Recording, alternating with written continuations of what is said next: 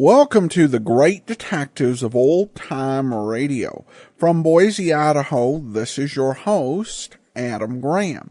If you have a comment, email it to me, box13@greatdetectives.net.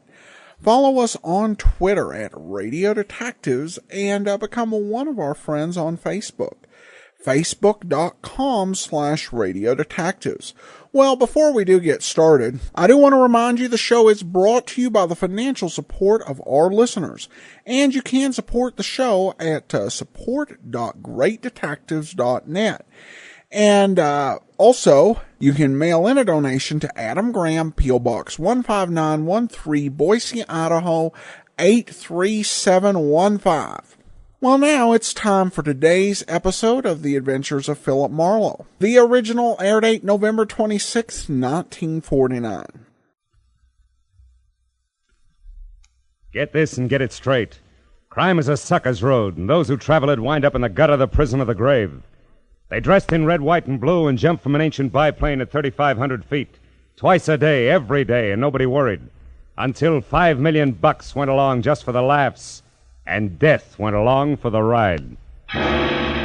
From the pen of Raymond Chandler, outstanding author of crime fiction, comes his most famous character in The Adventures of Philip Marlowe.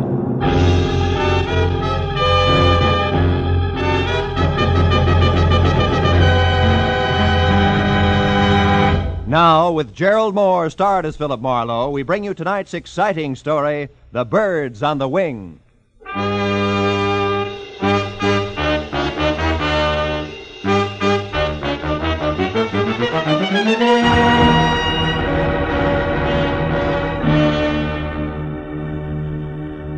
It had been the kind of quiet, workless week that speaks well for human beings and their relations with one another, but doesn't do much for a private detective's bank balance.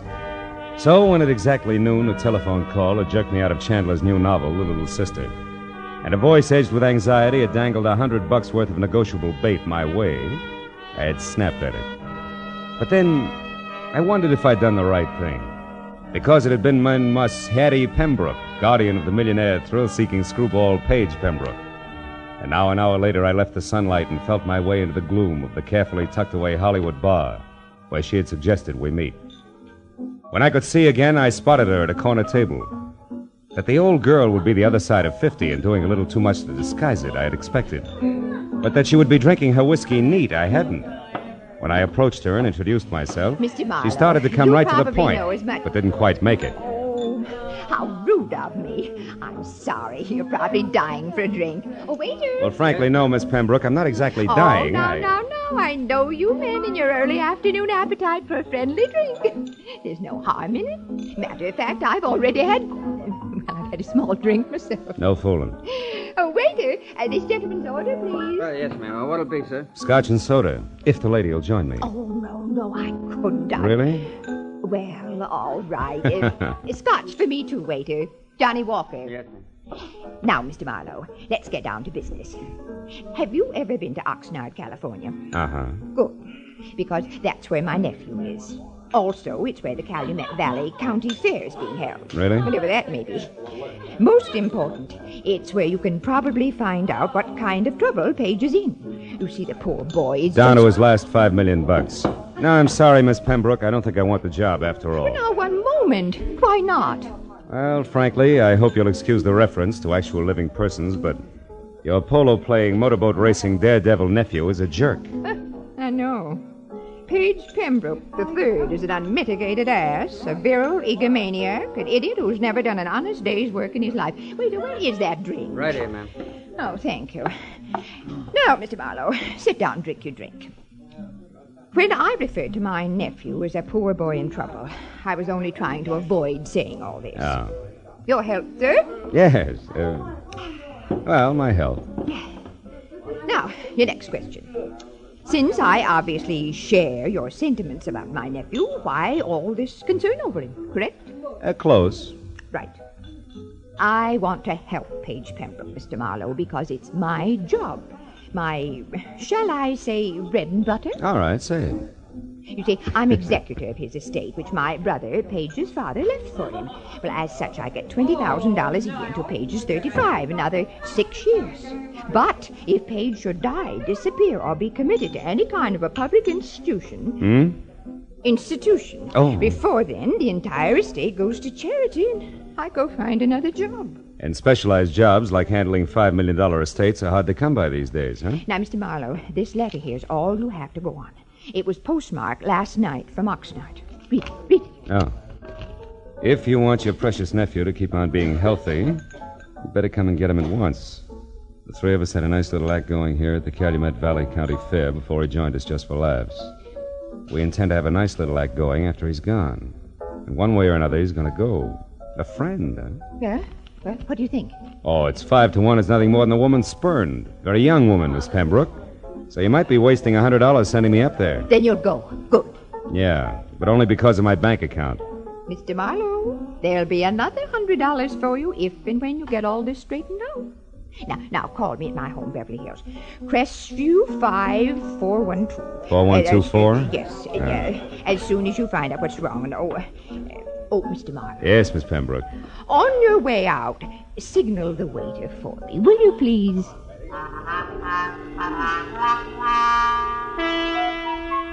The ride to Oxnard was a pleasant but frustrating hour-and-a-half drive along the kind of beckoning, sun-scrubbed Pacific shoreline that always demands to know why you have to work for a living.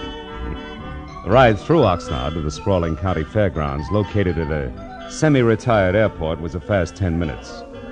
So all in all, it was a little better than 3 o'clock, and there was still a measure of boyish bounce in my stride when I started past the prize cows and plain and fancy leghorns and headed for the Midway, looking for the act Page Pembroke had joined just for laughs. But it was 4 o'clock, and I had checked a half a dozen death-defying numbers before I was standing in front of a banner Columbus could have used for a sail. It said I was getting warm. In iridescent orange cloth on black, it read, "The Plunging Comets, Taffy Starr and Midge Maynard on wings of death with fearless Eddie Knapp at the controls.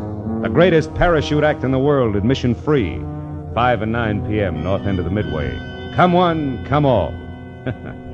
Yeah, this had to be it. At the north end of the Midway, just outside of a sagging, weather-peeled hangar, I found the World War I biplane that went with the Plunging Comets being mothered by a mechanic who didn't have grease on his face. And beyond that, on an inside wall of the hangar, were the parachutes used in the act, each on a separate hook, its owner's name carefully block-lettered on a card tacked above. Taffy, Midge, and Eddie. And then, scrawled in black crayon, the name I wanted most of all to see, Page. Lost something, mister? The voice went with the woman and the woman with the act. At the top, there was what used to be called the boyish bob, sticking out of a white aviator's helmet circa 1918. Then a bright red leather jacket open wide at the throat, black riding breeches, black boots, the color of hair that stuck out and said this one was Taffy. I asked if you lost something. Have you? Well, come to think of it, yes. 6'2", eyes are blue, and carries a big, big checkbook. Seen one around? Maybe. Why? Who are you? Name's Philip Marlowe, the millionaire's friend. I'm a yacht salesman. Here's my card. Never mind your card or the very funny jokes. Now, what do you really want? Page Pembroke before he breaks his neck in your act, or isn't he in it yet? I don't remember. Now, your point. What is it? A letter you could have written? A letter that says Page is in trouble. Where is he? Goodbye, Mr. Marlowe. Take it easy, Wings. You wouldn't want to hold out on somebody who's only trying to help Brother Page, would you? I mean, what reason could you possibly have? Other than $5 million you might want for your very own. Why, you... I said goodbye. What's the matter, Taffy? You having problems? Yeah. This Mr. Yacht Salesman is Emmett Kingston, head of the fair's Midway. And you'd be surprised how popular he is with the concessionaries. Now where you going? What else? Good day, Miss Taffy, Mr. Kingston. You know, sometimes it works. Lead with your chin, ride with a punch, and watch for your opening. And I figured I'd try it just that way. So 10 minutes later, when Emmett Kingston, who was carnival people from checkered vest past ornate watch fob to high-button shoes, and shaped like a bowling pin, left Taffy and started trundling down the Midway, I went after him. When he stopped in front of a lunch wagon, I stopped too. And when he went in, approached a man playing pinball machine who was maybe 5'4", and from where I stood conscious of it, I was still behind him. At the pinball machine, a stranger with a thin face that wore a nervous toothpick was also watching the little man's game. Oh, boy, Doc, it's peachy. So when I moved closer to the trio, my face turned away from Kingston. Nobody seemed to mind. Hershey, jack of many trades, I see. What? Oh, Mr. Kingston, how are you, sir? Fine, Hershey, just fine. 800 more is jackpot, Doc. Come on. You wanted to speak to me, Mr. Kingston? No, Hershey, nothing important except about last night. Last night, sir? You were working late for a parachute rigger, weren't you, boy? Or am I wrong to consider 2 o'clock in the morning an odd hour for you to be folding these silks? Hey, Doc, you're going to shoot it, aren't you? Which? Of course she is. Go on, I'll shoot for the gentleman. Yes, sir. Hey, 2,000, 3,000, 4,000. Hey, that's great. Now do that again with your last ball, Doc. Was there something else, Mr. Kingston? Yes, Hershey. Why were you near the chutes at that hour? And don't bother denying that you were, because Eddie Knapp saw you there. Well, son? Well, I was there to double-check the riggers, Mr. Kingston. Hey, look, I'm sick and tired of Midge Maynard complaining about the way I pack her chute. It's a stupid excuse, just trying to cover the fact that she's losing her nerve. Hey, boys, don't ignore me. Reach out for the jackpot. Shut up, you, and get going. Rosie, get this stumble bum out of here, will you? Sure, Mr. Kingston, whatever you say. Oh, and it's social, huh? All right, Doc, I'm going. Of my own free will, too. But I could stay if I wanted to. Hershey, you were saying? Well, just this, Mr. Kingston. Midge Maynard and Taffy Starr fighting because of that Pembroke fellow, or because Eddie Knapp is crazy about Taffy is one thing. But bringing me and my work into it is different. Meaning? The parachutes Midge and Taffy use are identical. In the act, both girls jump from the plane wing at the same time. But Midge always gets scared and opens her chute sooner than Taffy. So Taffy is on the ground long before Midge. But this has nothing to do with the way I rigged the chutes, and I think All right, Hershey. Nobody's blaming you. Say, you. Yeah? You wouldn't be trying to sell another yacht in here, would you? Just waiting for the finish of an exciting pinball game. Is that all right, or is it time to call Rosie again? No, it's quite all right. We're leaving. You try for the jackpot. Come on, Hershey. It's about time for the 5 o'clock show. Oh, yes, Mr. Kingston. Only 40,000 to go.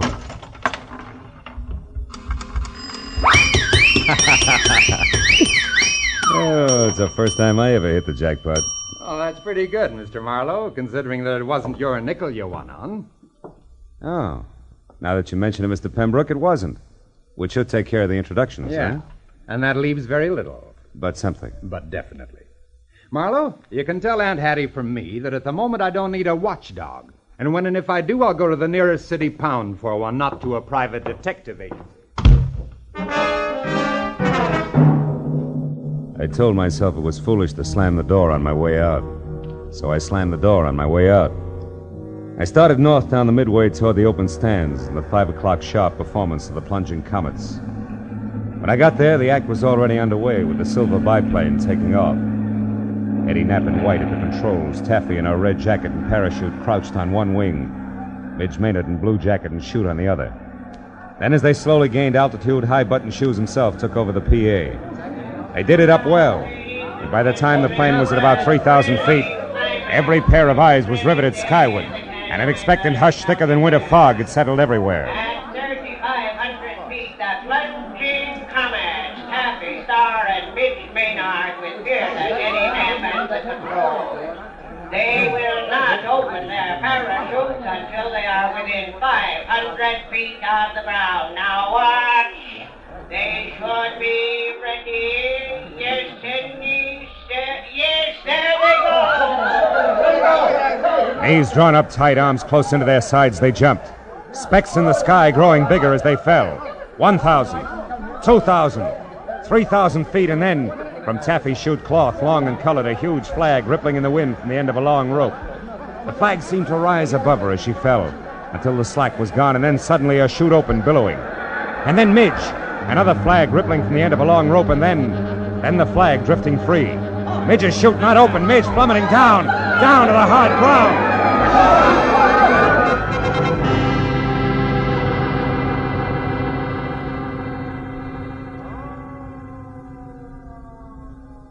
The thud slammed home all the way around, kicking hard at every stomach. A minute ago, a girl, very much alive. Now a smashed, still body. Someplace near me, a woman cried. There was a bitter, sick, sweet taste in my mouth as I headed for the hangar where I'd first met Taffy. At the moment, I figured the guy who packed the parachutes was a good man to see. When I got there, the only one present was Emmett Kingston. Stop right there, boy, and tell me straight and fast just who you are. Philip Marlowe, Los Angeles private detective, Mr. Kingston. You can prove that? Sure. Here. Here's my business card, state license, county permit. I'm working for Paige Pembroke's aunt. She wants his nibs kept out of trouble. Which has what to do with your being here now, Marlowe? Here at this hangar, I mean. Close to where the parachutes are kept. I'm not sure, Kingston. I've only got a hunch. A hunch that Midge Maynard's death was no accident. Yeah, I got more than that already, Mr. Detective. I've got proof. Oh? You see this flag? It's the one that came off Midge's chute. There's a long rope attached to it. Yeah, I know. I saw the act. Pulls the chute open after the flag's flown a while, right? Sometimes, but not tonight, Mr. Marlowe. Tonight it couldn't. Why not? Wasn't it attached to the chute? It was. One end to the chute release cord, the other to the base of the flag. What went wrong? Nothing. Nothing, Mr. Marlowe, except that the long rope on Midge's chute was cut in two by a very sharp knife.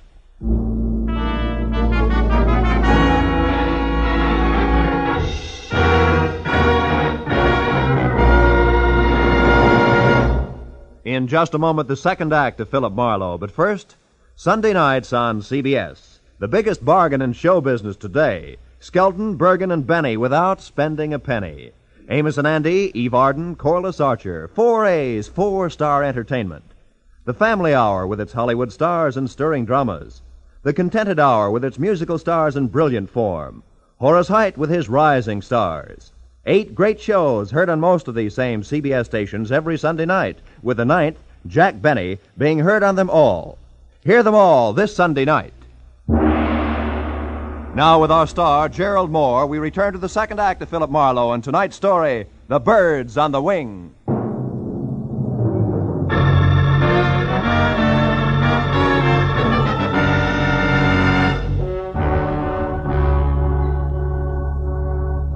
When Midge Maynard's grim accident turned out to be grimmer murder, I left Kingston and headed for a phone to call my client. Everywhere the chill of the viciously spectacular death lay like a soggy blanket. At the exposition office, I found a phone and finally got through to Hattie Pembroke. She listened up to the word murder and then, between gasps, insisted on coming out to help me. When I hung up, I turned to see that the pilot, Eddie Knapp, had been standing in the door listening. He looked sick. What's it to you, mister? What's what to me? Midge. The long drop she took out there. And Pembroke. I heard you say Pembroke. What do you got to do with him? Just a minute, fella. I'm not sure it's any of your business. It's my business, all right. The kid gave me a big grin up there just before she jumped. And I watched her fall every inch of the way. So did everybody else. Look, I know how you feel, You Eddie, don't have but any idea how I feel. Don't try to kid me. That mob out there loved it. That's the only reason they come to watch, the hypocritical buzzards. You got a finger in this pie, an angle all your own. I'm going to find out what it is. Take it easy, Knapp. You're talking yourself into something real silly. Yeah? Listen, ever since that louse Pembroke showed up here, there's been trouble brewing. Now Midge is dead. She was a friend of mine. Best friend I had. Aren't you pulling a switch, Buster? What happened to your red-hot passion for Taffy Star? Oh, you nosy... Come here, you jerk! Look out my arm! Buzz boy, and unless you want to take off with a busted wing, stand still. Now get this, Eddie. I've got no beef with you yet. In fact, we might even be on the same team because I want Pembroke out of here just as much as you do. So cool off! Who are you? Private detective named Marlowe. I got news for you. Midge fell because her chute was fixed. She was murdered. Murdered? You heard me. Where's Hershey?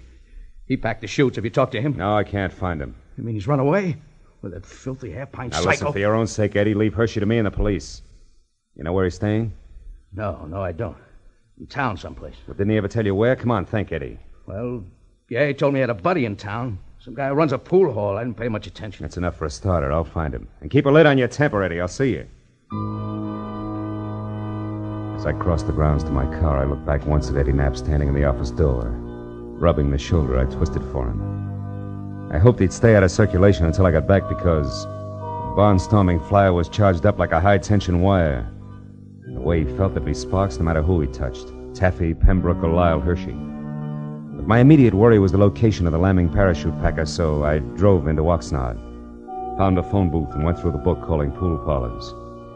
I finally hit pay dirt at a joint called Pindy's. It's 212 B Street, upstairs in the back. 212 B Street was an apartment, second floor rear over a boarded-up fish market. I went up the stairs to the half-open door with my hand around my .38. But the shooting part was all over.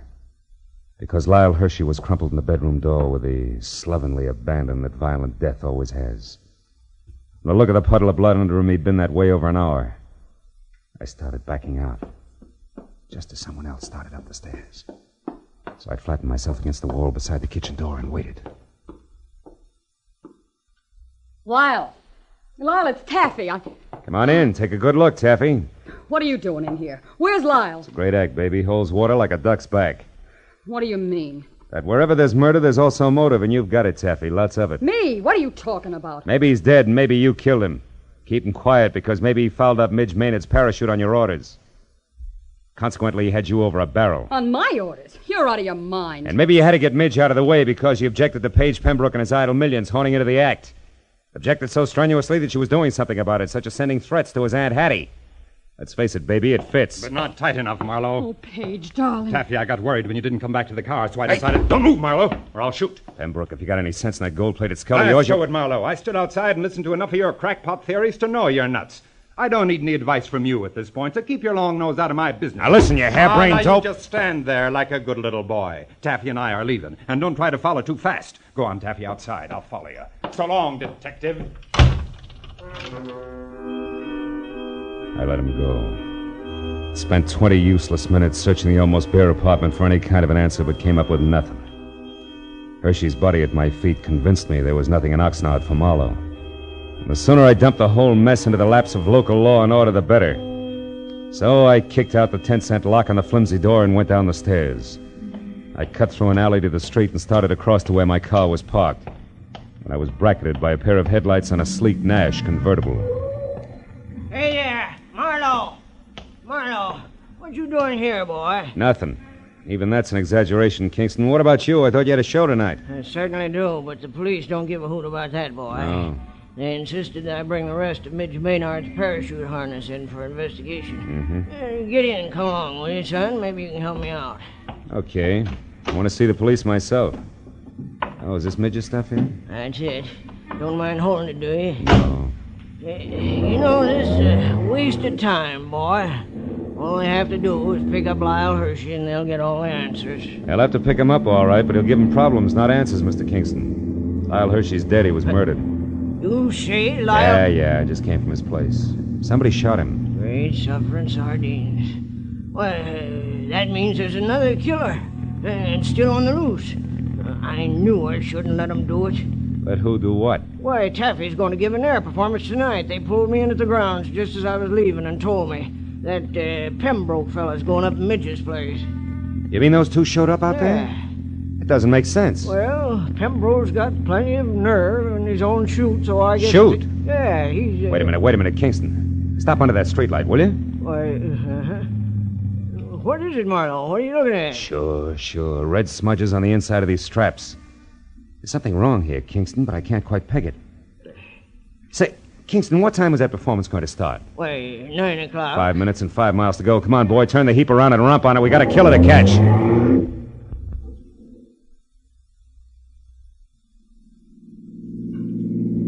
Swing out in front of the hangar, Kingston. Hurry. It's empty. They're already out on the runway. Yeah, there's one parachute still on the rack. Why, that's Eddie Knapp's chute, and he never goes up without it. So who's at the controls of that plane out there? I don't even have to guess. It's Eddie Knapp, all right, but he figures a suicide doesn't need a chute. Pile out, Kingston. It's as far as you go. I'm taking over from here. What are you talking Come on, about? move. Get out. They're turning around now. Okay, he's going to make us run back this way. So long, Kingston. Here he comes. What are you doing? Come back! I waited until there was no possible chance for a miss. Then I headed the car straight into the path of the plane, pulled the hand throttle out as far as it would go, and jumped.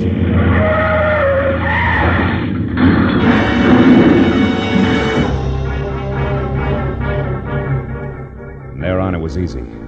The plane sort of stumbled over the car, rolled up on its nose, and stayed there. Quick work by the volunteer crash crew took care of that. A box of bandages took care of the collection of minor cuts and bruises all around, and the Oxnard police took care of Eddie Knapp. Everything had come out more or less even, except my client, Hattie Pembroke. She showed up at the finish line slightly on the bias, which no doubt was her normal late-evening state.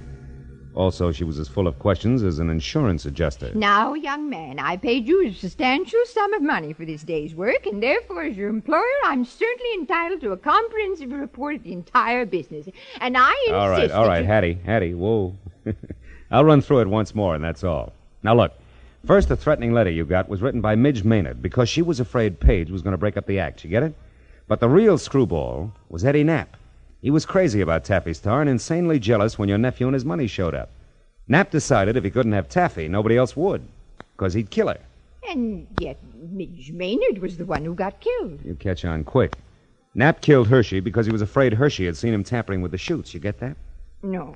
Oh. On second thought, Marlowe, maybe you better submit a written report tomorrow. Yeah, with adding machine enclosed. Now, look, Hattie, it's not Hey, that... Marlowe, Paige and I want to apologize. We treated you pretty badly tonight, and, well, you did save our lives. Business is business. Yeah, that's right. He was hired to do a job, dear, and he did it. I'm only interested in one thing, Marlowe. How'd you know it was Eddie Knapp? Well, nobody had a really good motive for killing both Midge and Hershey, so when I realized the chutes had been switched, I knew Midge's murder was a mistake. And there it was easy. How'd you find that out, Marlowe? From red smudges on the inside of the harness shoulder straps. Red that had to come from your leather jacket there, Taffy. The one Midge always wore was blue. Mm-hmm. Very interesting. Well, Hattie, write the detective a check so he can go. That's the best idea you've had to date, Pembroke. And include on it the price of a repair job on Kingston's car, a new tweed suit to replace this one that lost knees and elbow on the runway when I jumped. And also, don't forget the bonus you promised for keeping your job alive, Hattie. Oh, just a minute, Marlowe. As for you, Pembroke, the only reason I'm not filing an assault and battery charge against you is that you've got great grounds for a countersuit. What do you mean? This! Bless you, my boy. Mail me the check. Good night.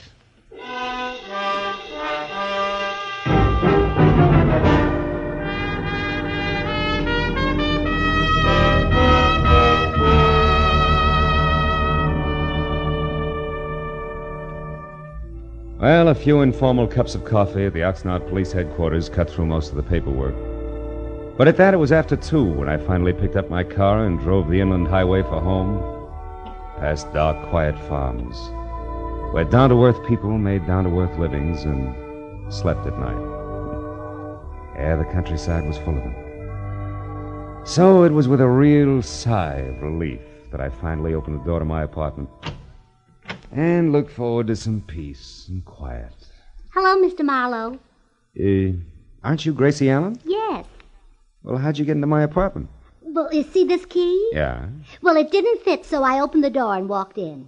Yeah, well, that figures. What can I do for you? Mr. Marlowe, you're a famous detective, and I think you're just the man to handle a very important case for me. Oh, really? Well, I'd be very happy to, Gracie. What's your problem? Well, you see, Mr. Marlowe, our sponsor won't let my husband, Sugar Throat Burns, sing on our program. Mm-hmm. And I want you to investigate the possibilities of another radio program George can sing on. Mm-hmm. And then our sponsor will realize he's wonderful and let him sing on our show. Oh. Well, I'm sorry, Gracie, and the next time you pass my house, I'll be very grateful. Oh, thank you. And I'll be looking for you, too. Goodbye. Goodbye.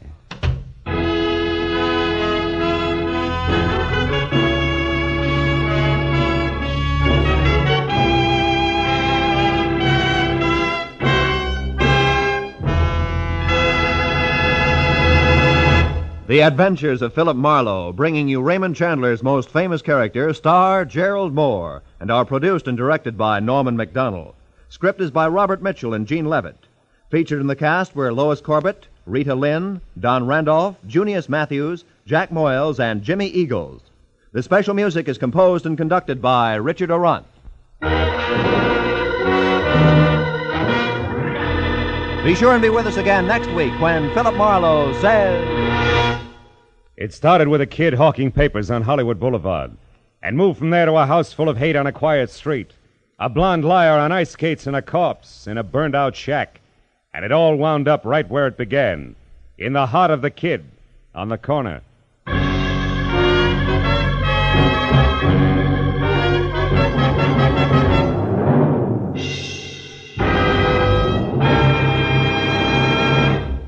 Two music programs that make your Sunday afternoon listening a delight and a pleasure are the Symphonette and the Choraleers. The Choraleers sing popular and semi-classical songs in stirring style. The Symphonette brings you excerpts of great orchestral works. Hear the Symphonette in the Choraliers tomorrow and every Sunday, as well as Sammy Kaye's Sunday Serenade, now heard exclusively on CBS. All of these outstanding music programs are heard on most of these same CBS stations. This is Roy Rowan speaking. Stay tuned now for Gangbusters, which follows immediately on most of these stations. This is CBS, the Columbia Broadcasting System.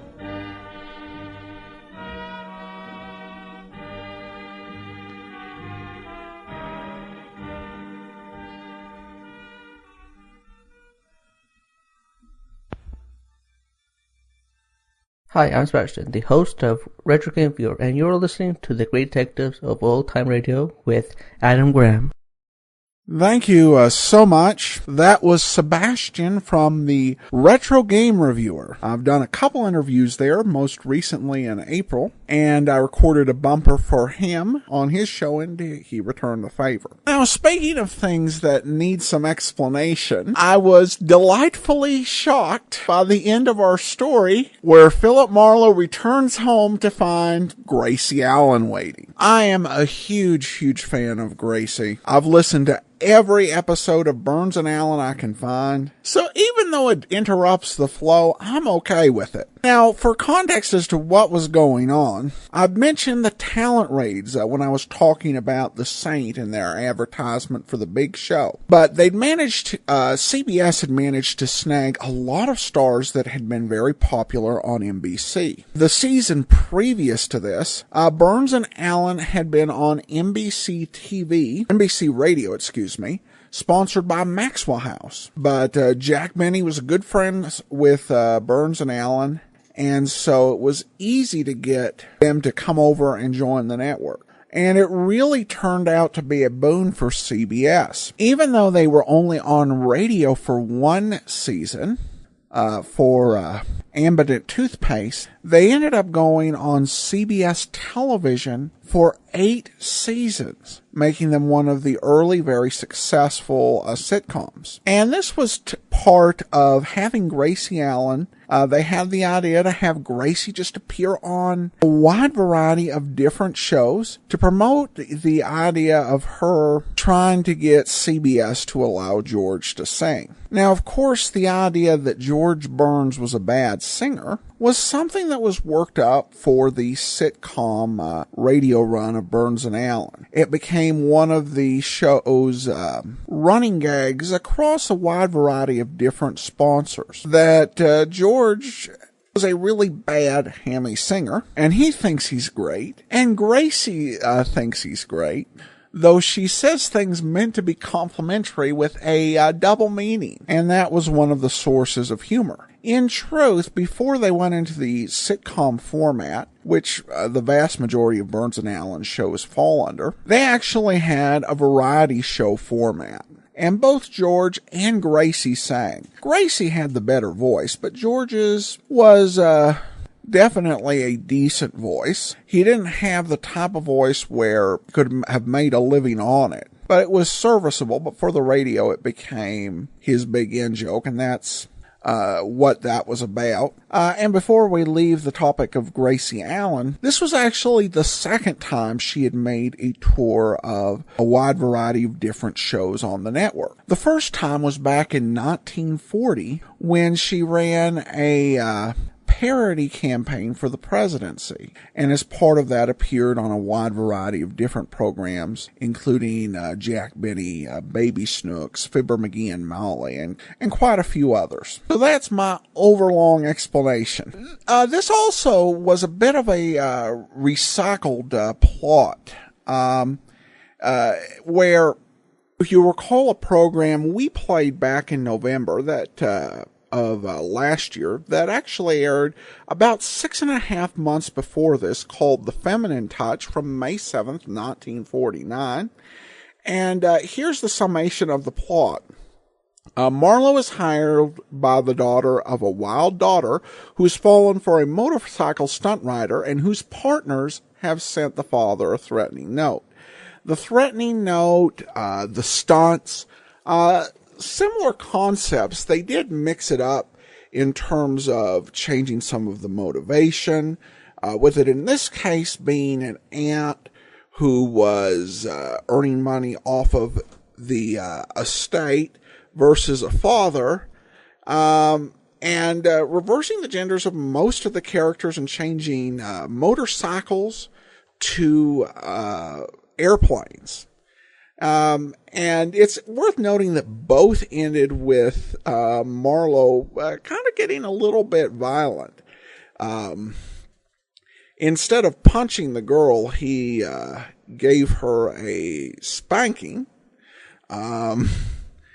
But very similar reactions and stories as in The Feminine Touch. In the defense of Philip Marlowe, though, there were many programs at that time and later that would actually just recycle whole scripts. So maybe recycling a few elements from the plot, probably not a big deal. All right, listener comments and feedback now. Regarding Philip Marlowe, Dick says, I love the intros. They don't write them like that anymore. No, they don't. And it's even pretty unique to old-time radio, where there are intros. It's something, that's always the same every episode, like The Shadow Knows, or it's another case for Nick Carter, Master Detective.